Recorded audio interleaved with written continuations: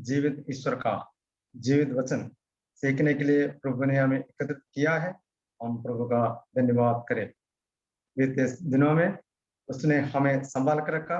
प्रभु का उस आशीष के लिए भी हम धन्यवाद करें।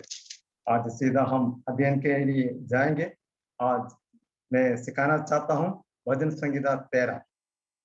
पिछली बार भजन संहिता 12 के बारे में मैं बताया था। भजन संहिता 12 में परमेश्वर का आवाज और इंसान का आवाज के बारे में हमने सुना। और भजन संहिता 13 भी दाऊद का एक भजन है। इसके ऊपर लिखा है प्रधान बजाने वाले के लिए दाऊद का भजन। दाऊद ने इस भजन लिखा है और उसका हिंदी बाइबल के ऊपर लिखा है, जब बीएसआई का बाइबल के ऊपर लिखा है संकट के समय सहायता के लिए प्रार्थना। इस पर 6 आयत का एक छोटा सा भजन है। दाऊद का जीवन में बहुत संकट का समय है। उस वक्त दाऊद सहायता के लिए परमेश्वर से प्रार्थना करते हैं। दाऊद का एक व्यक्तिगत प्रार्थना है। इस भजन काफी बार मनन करने के बाद मेरी ओर से एक टाइटल दिया गया है। वो टाइटल है अंधकार में से ज्योति में। इसका कारण है जब पहले 4 आयत तक हम पढ़े तो दाऊद का जीवन में एक भयानक दशा, भयानक अवस्था था। चारों तरफ विधि का दशा है और बहुत दुख भरा माहौल से इस प्रार्थना शुरू किया। लेकिन लास्ट 2 आयत 5 और 6 आयत में और स्तुति में बदल गया है और बहुत निराशा से शुरू करते हुए जो गीत गाते हुए इस भजन को समाप्त करते हैं। बहुत सुंदर एक भजन है। और इस भजन में हम ये भी कह सकता है और कब तक, इस शब्द पहले 2 आयत में कम से कम जो 4 बार आते हैं। अपने हिंदी बाइबल में 4 बार आया हुआ है। मैं एक और ट्रांसलेशन में देखा है उसमें 6 बार इस शब्द आए हैं, कब तक शब्द। यानी इस भजन को ये भी नाम दे सकता है कब तक भजन। इस समय के बाद मैं इसका बताऊंगा। और अभी हम एक बार इसको भजन को पढ़ेंगे। भजन को पढ़ने के बाद मैं इसका बैकग्राउंड थोड़ा बताना चाहता हूँ। यदि हमें बैकग्राउंड मिले, इसका पश्चातल मिले, तो हमें इस भजन समझने का बहुत आसान होगा। एक बार मैं इस भजन पढ़ूंगा। जिसके पास बाइबल है सब लोग बाइबल खोल दीजिए। भजन 13 प्रधान बजाने वाले के लिए दाऊद का भजन। हे परमेश्वर, कब तक क्या तू सवेत मुझे बोला रहेगा? तू कब तक अपना मुकड़ा मुझसे छिपाए रखेगा? मैं कब तक अपने मन ही मन में युक्तियां करता रहूं और दिन भर अपने हृदय में दुखित रहा करूं? कब तक मेरा शत्रु मुझ पर प्रबल रहेगा? हे मेरे परमेश्वर यहोवा, मेरी ओर ध्यान दे और मुझे उत्तर दे। मेरी आंखों में ज्योति आने दे, नहीं तो मुझे मृत्यु की नींद आ जाएगी। ऐसा ना हो कि मेरा शत्रु कहे मैं उस पर प्रबल हो गया, और ऐसा ना हो कि जब मैं डगमगाने लगूं तो मेरे शत्रु मगन हो। परंतु मैंने तो तेरी करुणा पर भरोसा रखा है। मेरा हृदय तेरे उद्धार से मगन होगा। मैं परमेश्वर के नाम का भजन गाऊंगा, क्योंकि उसने मेरी भलाई की है। प्रभु का वचन पढ़े जाने पर प्रभु हम सबको आशीष दे। इस भजन प्रभु हमें आशीष करके दे। इसका पश्चातल ऊपर लिखा नहीं है। जो ऊपर लिखा है प्रधान बजाने वाले के लिए दाऊद का भजन है। किस संदर्भ में लिखा, किस दशा में लिखा, ऐसा नहीं तो भी हमें मालूम होते हैं, एक बार पढ़ने से हमें मालूम होते हैं दाऊद के जीवन में शत्रु गिरे हुए हैं। शत्रु उस पर प्रबल हो रहा है और ऐसा उसको महसूस होते हैं परमेश्वर भी मुझे भूल गया। एक तो उसका भयंकर एक दशा है। 1 और 2 आयत में दाऊद के जीवन में सबसे भयंकर अवस्था है। कौन सा अवस्था है?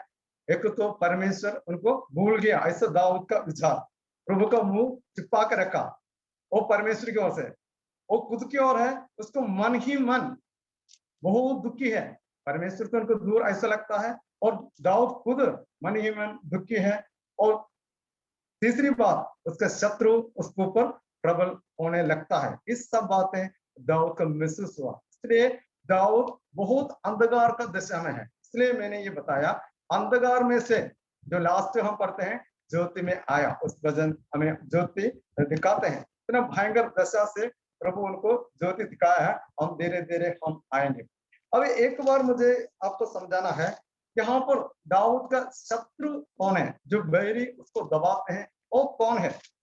और इसको समझने के लिए हम दाऊद का जीवन की ओर जाना बहुत जरूरी है। हम बाइबल में देखें तो दाऊद का जीवन का 3 हिस्सा में बांट सकता है।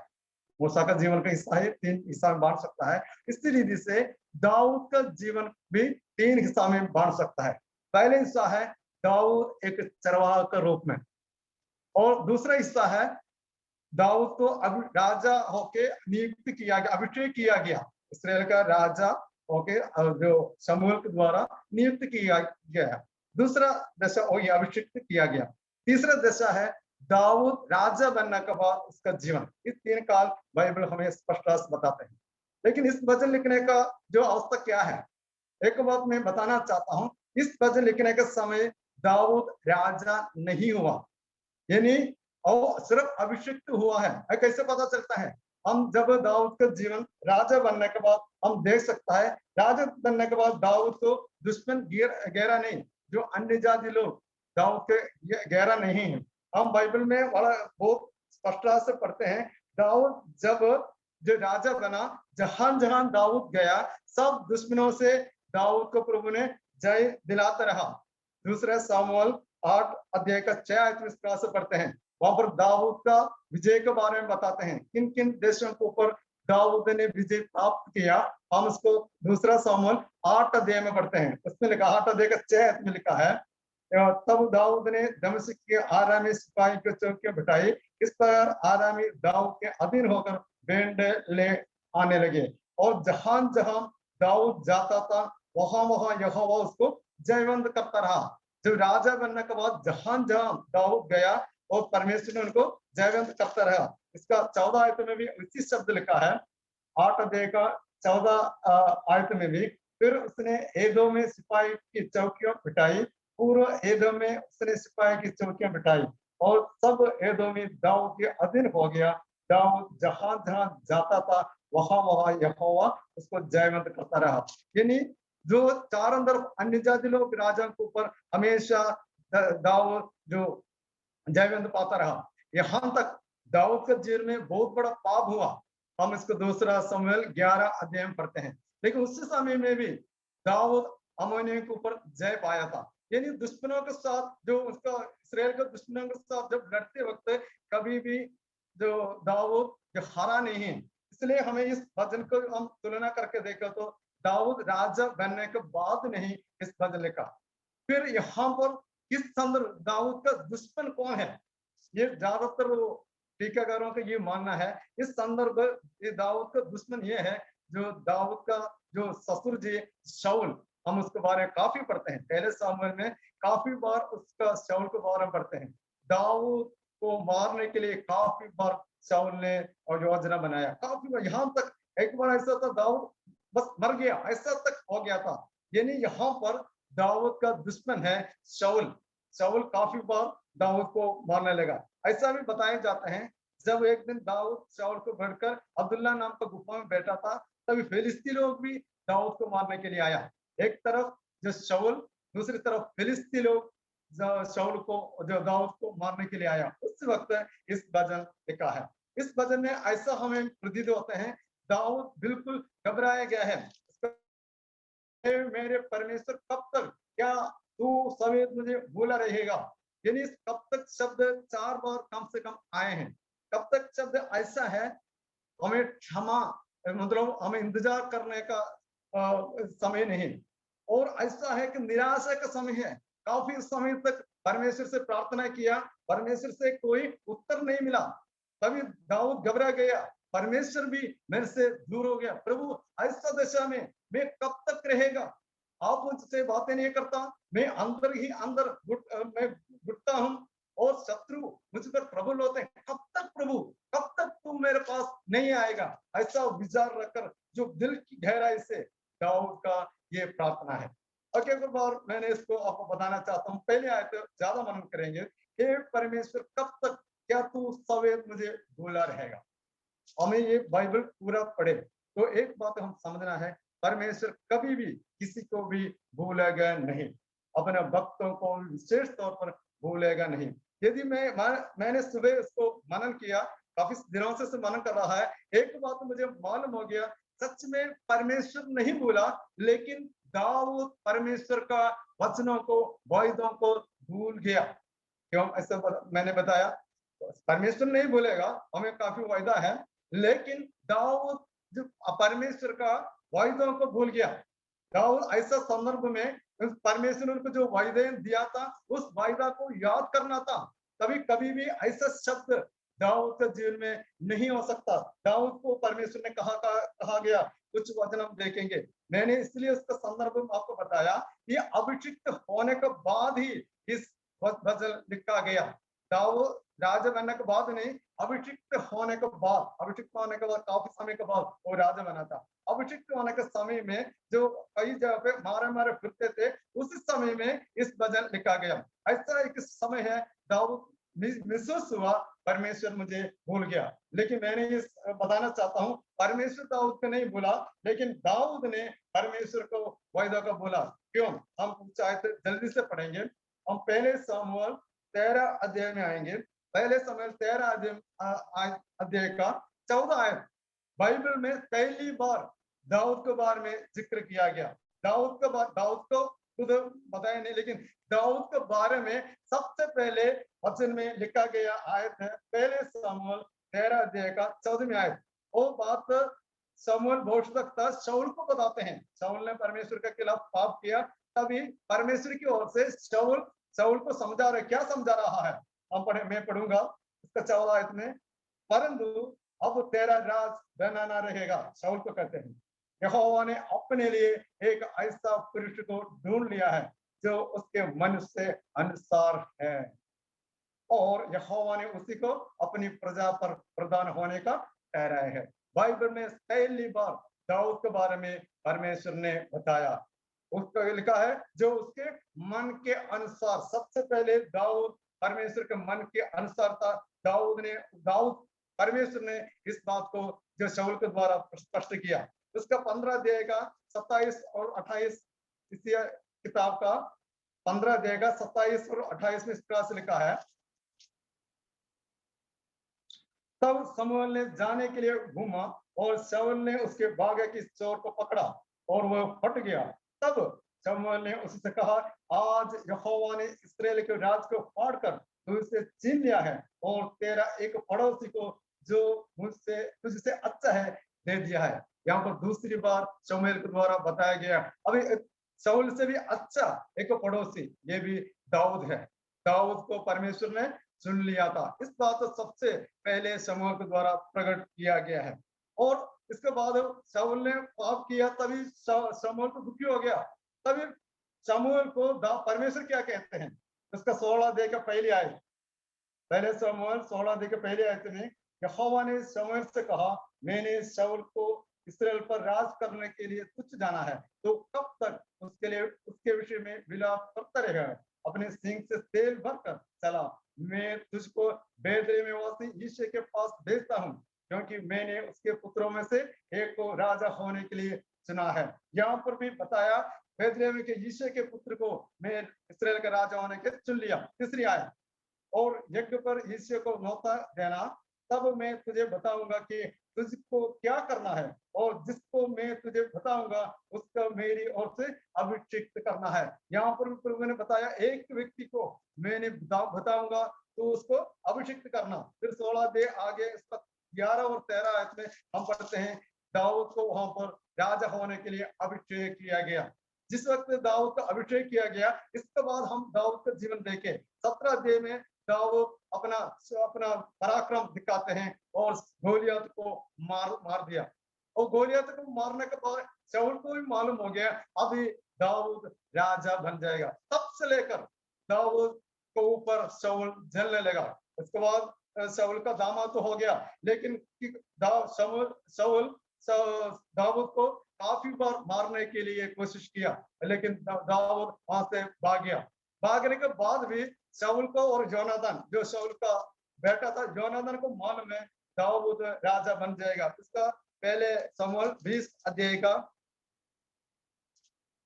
पहले शमूएल 23 अध्याय का उसका 18 और आयतों में पढ़ेंगे। पहले शमूएल 23 अध्याय का 16 से लेकर 18 आयत कि शाऊल का पुत्र योनाथन उठकर उसके पास हेरेस में गया और परमेश्वर की चर्चा करके उसको डांट दिलाया। उसने उससे कहा, मत डर, क्योंकि तू मेरे पिता शाऊल के हाथ में ना पड़ेगा और तू ही इस्राएल का राजा होगा। यहाँ पर योनाथन ने बताया, हे शाऊल, हे दाऊद मेरा दोस्त, तू जरूर इस्राएल का राजा होगा। शाऊल भी इस बात को समझ लिया था। हम पहले शमूएल 24 अध्याय का 20 आयत इस तरह से हम पढ़ते हैं। पहले शमूएल 24 का 20 आयत में ये शाऊल दाऊद से बातें करते हैं, और अब मुझे मालूम हुआ कि तू निश्चय राजा होगा और इस्राएल का राज तेरे हाथ में स्थिर होगा। ये किसने कहा?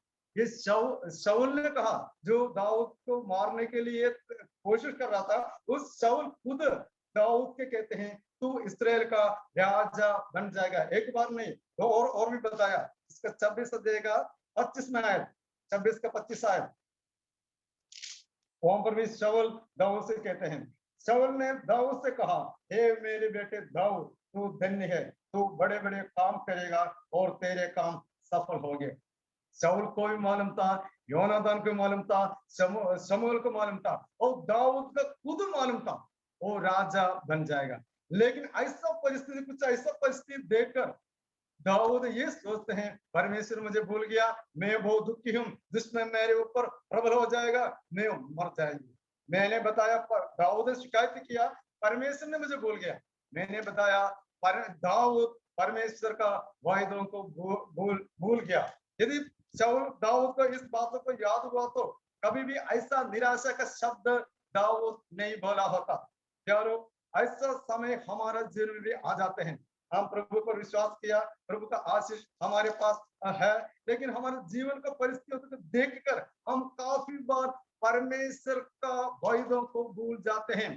परमेश्वर ने हमें काफी वायदा तो दिया और वायदा को भूलकर हम निराशा में डूब जाते हैं। यहाँ तक हमारे मन में आ जाते हैं, परमेश्वर मेरे से नाराज है, प्रभु अपना मुंह मेरे खिलाफ, मैं प्रभु मेरा अपना मुंह मेरे ऊपर दर्शन नहीं करता और परमेश्वर मुझे भूल गया। तो दाऊद अपने भूल में इस शब्द कहा, प्रभु किसी को नहीं बोलता, लेकिन दाऊद उस वक्त परमेश्वर का उस वचनों को याद किया होता। दाऊद के बारे में भविष्यवाणी किया गया, तू इस्राएल का राजा होगा, उसमें विश्वास किया होता, वो शब्द नहीं होना था। लेकिन दाऊद फिर अपने उसी समय का जो परिस्थितियों में ऐसा शब्द कहा है। हम बाइबल में क्या पढ़ते हैं?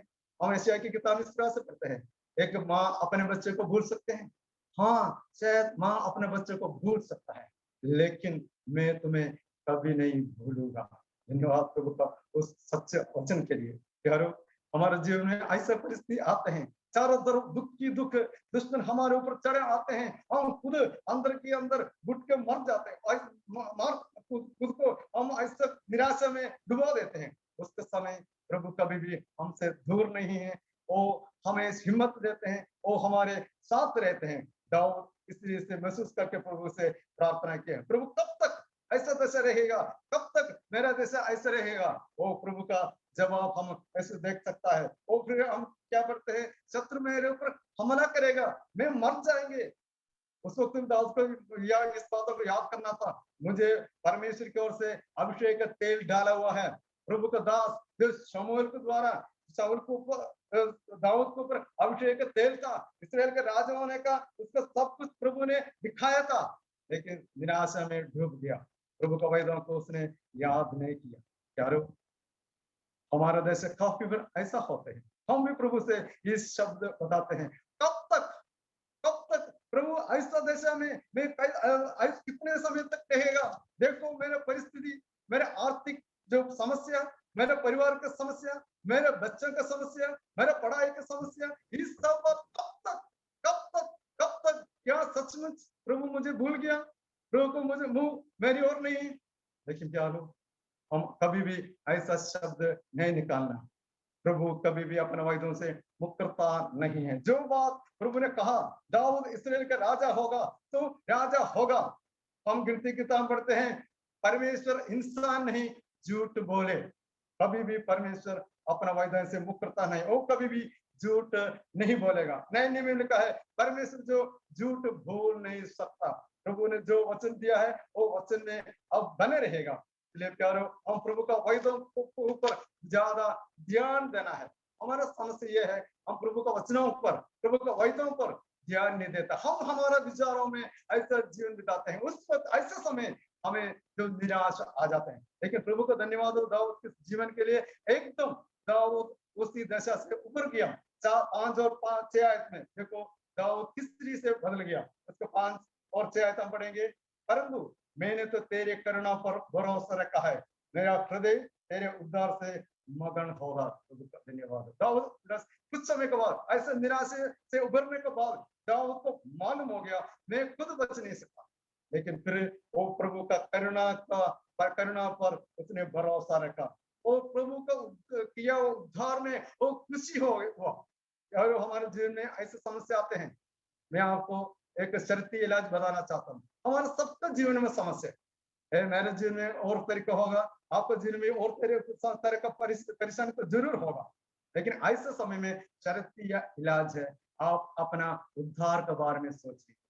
प्रभु किस दशा से मुझे उद्धार दिया, उस उद्धार देने के लिए परमेश्वर ने मेरे लिए क्या काम किया है।